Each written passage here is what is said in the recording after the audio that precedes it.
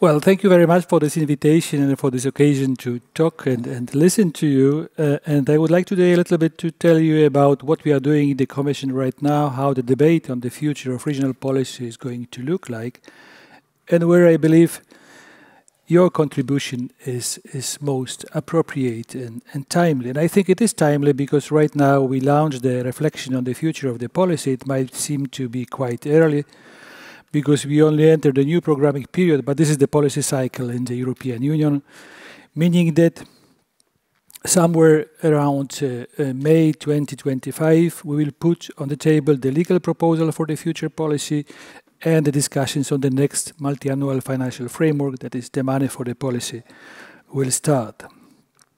So we are on the track. The Commissioner right now launched the high-level expert group on the future of cohesion policy. This group is working on different issues. There are monthly meetings. They are in the public domain, and I encourage you to look into our website because you can see the issues paper, you can see the questions that we ask, also regarding territorial cooperation and place-based policies, which are most relevant for the meeting today. So once this report will be adopted somewhere towards the end of the year, we will have a 9th cohesion report, we will have cohesion forum, and then we will have the sort of legacy of this commission, the proposal on how cohesion policy for the next programming period should look like.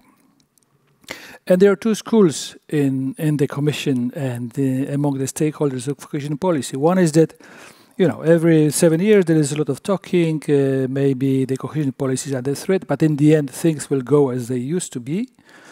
Also because member states, they have the tendency to prefer a sort of very gradual reform rather than radical changes. And there is also the second school which believes that the changes might be more far-reaching. And I have to say that in the current moment, there is more tendency to think that there is a room for the more thorough reform of the cohesion policy. And the reason for this is that for the first time we see cohesion policy serving so many purposes at the same time. It has been used as a basically crisis instrument, starting from the pandemics, moving through the war in Ukraine, where the policy served to adopt new changes allowing for hosting migrants in our countries. We have SAFE initiative, which was about energy poverty. So all of a sudden, the policy has been burdened with a number of extra tasks, which I believe we did relatively well, but probably they are not at the DNA of our policy, which is a long-term approach. So, on one hand, we will have a difficulty probably to get as big budget as it is the case right now. I think we have to be aware of this. We have the new instrument, which is quite successful, Recovery and Resilience Facility. Member states like it. The new instruments seem to be temporary, but sometimes they stay for longer. So I think that in terms of money, we should not expect miracles. But on the other hand, there is more room for changes in the delivery of the policy, and this is something which is quite interesting to you as well, I believe.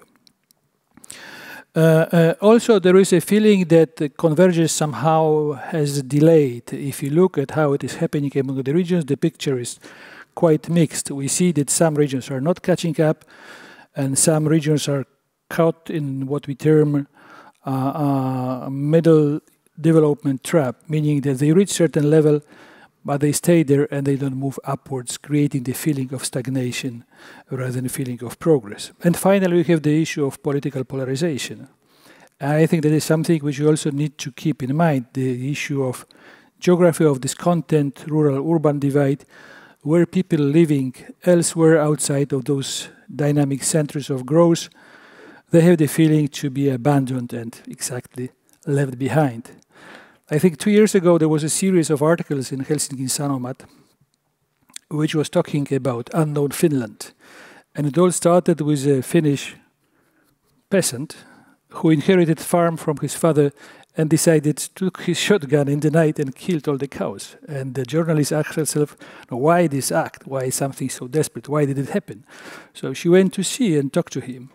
And he told her that, you know, nobody is listening to me, nobody cares about me, and basically by the fact that I live here, I'm a rural Finn, forgive the vocabulary, I'm a sucker.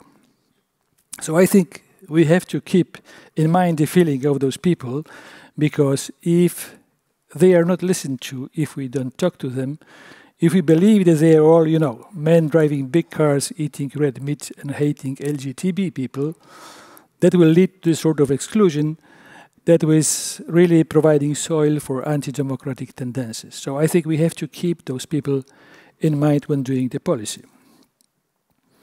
So what can we do?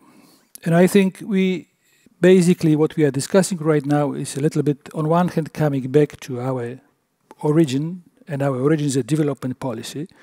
Development policy which is confronted now with this big transition between green and digital transition, and on the other hand, we should look more into place-based policies, where we also have a good long tradition, and probably we are the only policy which is looking really at territorial specificities and trying to build the bottom-up approach in the policy making. And, you know, when I'm saying this, on one hand, we have a number of territorial instruments which are supposed to give this place-based approach. We have community-led local development. That is something where people get together, they have a strategy for however small territory, and they decide themselves about which projects should be funded. We have JTF, Just Transition Fund, which was supposed to be the first territorium-sensitive climate instrument, where we really look at a very granular scale of where the decarbonization should take place, what type of costs does it entail, and how we can address those costs. We have smart specialization strategies, which are well known, which are also designed for the given territory. And we have Objective 5, a new objective which was supposed to bring Europe closer to citizens, and which was supposed to pick up on citizens' initiatives and give this room for really flexible, tailored territorial policies or local investment strategies, for example, for mountainous areas with depopulation. So the question is it enough, or do we know enough to launch something new? Does it work? And if not, why? So clearly it is difficult to answer this question right now when we only started the programming period, but I believe that there are three reasons why those policies might not be sufficient. And one is this tension that we have in the cohesion policy since quite a time between multiplicity of objectives and place-based policies, meaning that at the same time where the policy should be tailored to the needs of the territory, it should also correspond to the number of requirements regarding different policies and different pieces of legislation. I think climate earmarking for climate change or for biodiversity is a typical example of this. It makes a lot of sense because this is where the money should go, but it also introduces some sort of rigidities in the way that you can design your local strategy. You have also tension between, the policy making is becoming more and more sophisticated. And very often, as we see it, it is so sophisticated that local level has difficulty in order to design those policies. So probably there is something about building more administrative capacity to run quite sophisticated set of policies or policy mix, because otherwise they might be not up to the task. There is also tension between place-based, the policies on which local population can have impact, and horizontal policies, for example, related to spatial planning. And if you look at the OECD study that was done on Norrbotten, this study takes as an example this current conflict or tension between what is perceived as rights of local Sami population and green investment, which is apparently encroaching or making it difficult for the traditional way of Sami life. And finally, there is the issue of cooperation or not enough cooperation. I think too often the regions are sort of inward looking. They think about their assets, they think about their territories, and they somehow lose the occasion to connect to those regions which have skills, which have competences, which have excellence in those areas that those regions are missing. So probably these are the venues on which we can do more. On one hand, if you look at the community building, we see the whole variety of new initiatives coming from the citizens. I think it is quite impressive. If you look, for example, the concept of renewable energy communities, which is the idea that a group of people under any organizational form, be it social enterprise, be it cooperative, be it NGO, they can actually buy and run together assets for producing local energy, for example, from solar panels. And then this energy is either used for the local needs or fed to the grid. And it's much more than that, because at the same time, I think people have the feeling that they are masters of themselves. This feeling that was often taken away by globalization, that they can do something, that they can make a change, and then there is something that depends on them. So if I speak to young people that are involved in this type of initiatives, I'm always somehow struck by how much those relatively small projects can bring in, and how, to what extent they really can change their attitudes. I will give you one example of a community-driven project, which is on the Italian-Austrian border. The community is called Dolomiti Live. It's a cross-border community, meaning that people work together in one group across the border, which makes it even more exceptional.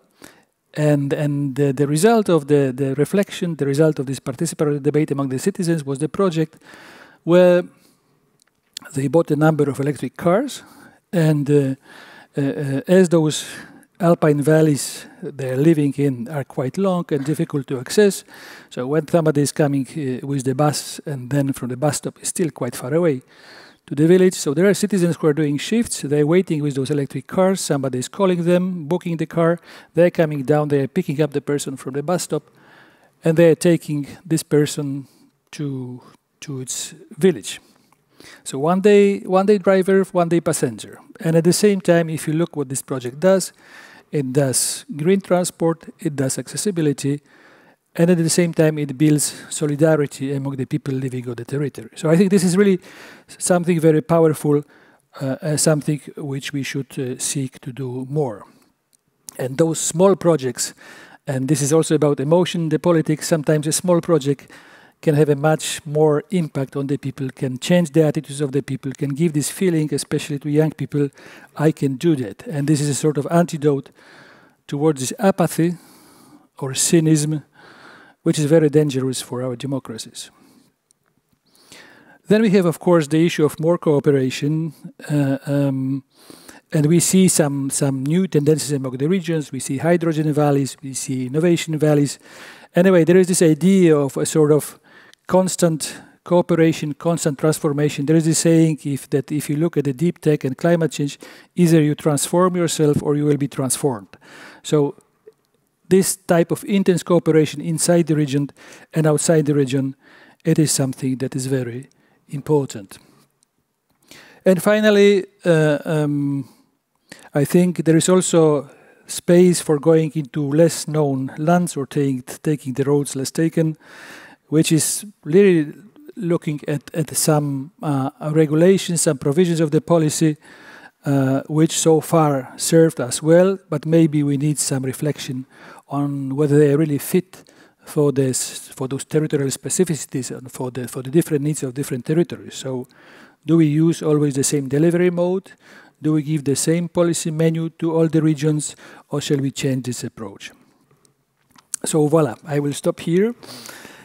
Thank you very much for your attention, and I will be listening very closely and very attentively what you will be saying in order to feed this debate that I was talking about. Thank you very much.